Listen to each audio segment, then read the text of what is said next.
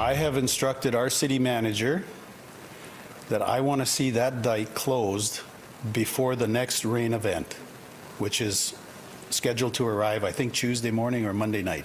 A relatively dry day this time around with no rain from the skies, but water still on the ground. Abbotsford is still flooded, and the mayor says building a levee is now off the table. Instead, crews are working around the clock to build a dike. The levee would have affected 22 properties on the Sumas Prairie. Well, we were never going to sacrifice them. They were going to be, they're already impacted by the water. And they would have been impacted for a longer period of time with a levee, had we gone ahead with the levee construction.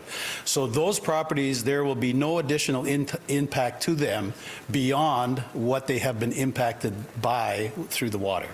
All this as the province puts limits on the purchase of gas and on road travel. The focus, with some highways reopening at least partially, is to continue to keep essential goods moving. Highway 3 from Hope out to the southern interior of the province is now open and is transporting vehicles on a priority essential basis. This connection, along with Highway 7 from Agassiz to Hope, and then on to Highway 3 from Hope to the interior, will be restricted. Will be restricted to the travel terms in the order. That means that if you're transporting essential products or delivering vital services that we all rely on, you can use this corridor.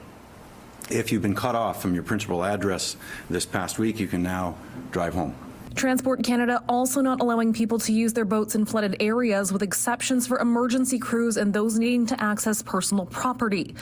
As for the upcoming weather, the BC government says it's taking a wait-and-see approach. Obviously, we are watching the weather reports very closely.